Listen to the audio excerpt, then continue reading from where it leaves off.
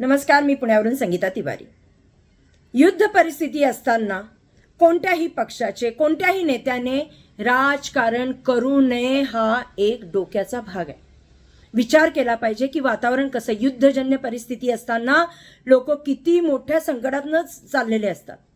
आपला देश संकटातनं चाललेला असतो. लोकांना किती त्रास होतात, किती लोक मरतात त्याच्यामध्ये. सामान्य माणसांवरही आघात होतो. आपल्या सैन्यामधले जवानही त्याच्यामध्ये मृत्युमुखी पडतात, शहीद होतात. पण अशा वेळेस पुण्याचे खासदार, सुशिक्षित आणि मंत्री माननीय मुरली अण्णा मोहोळ यांनी आपल्या फेसबुकवर एक पोस्ट टाकली आणि ट्विट केले की या अतिरेक्यांच्या, पाकिस्तानी अतिरेक्यांच्या विरुद्ध काँग्रेसने कधी काही केलं नाही किंवा काय पाऊल उचललं नाही. अहो अण्णा, 1971 मध्ये तुम्ही जन्माला नव्हता, मी जन्माला नव्हते. त्यावेळेस इंदिरा गांधींनी पाकिस्तानवर हल्लाबोल केला आणि आपण जिंकलोय ते युद्ध. तुम्हाला माहिती नाही का? इतिहास वाचा ना अण्णा. 1971 मध्ये आपण लढलो ना, धुतलं ना त्यांना, धो इंदिराबाईंनी धुतलंय त्यांना. असं कसं बोलता तुम्ही? आणि तुम्ही म्हणता अहो मला सांगा, संसदेवर हल्ला झाला, काय केलं तुमच्यानी? तुम्ही अहो हा सोडला, एक अतिरेकी सोडला, काय चांगलं केलं तुम्ही?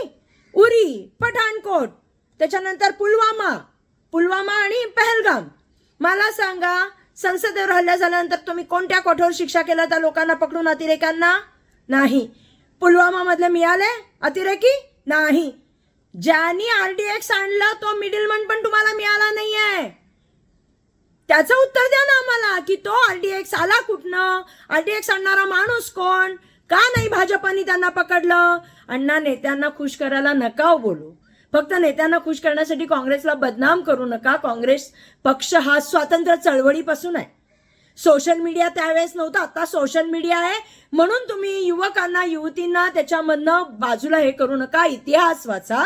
त्या मुलांनाही इतिहास कदाचित वाचल्यावर कळेल. 1971 मध्ये इंदिरा गांधींनी अटॅक केला होता आणि आपण ते युद्ध जिंकलं होतं.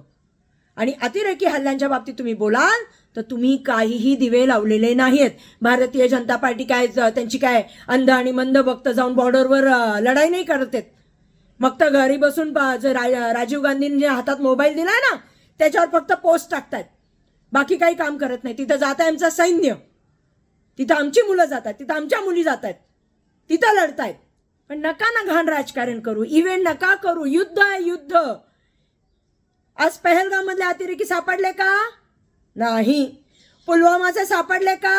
नाही. उरी मधले सापडले का? नाही. तुम्ही दिवे काय लावलेत भारतीय जनता पार्टीनी? आणि कोणत्या बेसवर बोलताय तुम्ही काँग्रेसला? म्हणजे काही झालं तर काँग्रेस, महात्मा गांधी आणि पंडित जवाहरलाल नेहरू यांना बदनाम करण्याचं काम. कशाला आणि का? कोणत्या अवॉर्ड देते तुम्हाला पार्टी? अहो युद्ध आहे, तिथं आपले सैनिक लढतायत, आपली कित्येक लोक, म्हणजे आज 2-3 दिवसांपासून जे शहीद झालेत त्यांच्या घरात काय होत असेल? पहलगाम मध्ये जो हल्ला झाला, किती महिला विधवा झाल्या, कितीचे भाऊ गेले, कितीचे वडील गेले, कुणाचा नवरा गेला. आज तुम्ही सिंदूर, ऑपरेशन सिंदूर नाव दिलं, ते सिंदूरसाठी दिलंय. जेव्हा एक लेडीज सिंदूर लावते ना डोक्याला, नवऱ्याचं आयुष्य वाढवण्यासाठी लावते. म्हणजे भगवान राम, हनुमान पासून हा सिंदूर आलाय की त्यांनी तुमची लाईफलाईन वाढते. ते तुम्ही सिंदूर ऑपरेशन नाव दिलंय ना. आणि मग काय इव्हेंट करताय? कसलं क्रेडिट घेतलं चालू आहे? मला कळत नाही अण्णा. हे तुमची चूक झाली अण्णा. तुम्ही चुकलेच, निश्चित चुकलेच. विचार करा अण्णा, हे तुमचं बोलणं चुकलं. 1971 मध्ये कोण होतं तुमचं पाकिस्तानवर लढाईला जाताना? सांगा बघू, एका नेत्याचं नाव सांगा. कोण होतं निर्णय प्रक्रियेमध्ये? पण तरी काँग्रेसने काहीच केलं नाही दहशतवादाच्या विरुद्ध. तुम्ही काय करताय ती आधी द्या ना, दाखवा ना किती अतिरेकी पकडले. पहलगामचेच 1-2 दाखवा आम्हाला अतिरेकी पकडलेले आहे. उगाच काँग्रेसला बदनाम करायचं, उगाच. कमाल आहे अण्णा, तुम्ही चुकलेच. ही पोस्ट टाकून चुकलेच अण्णा.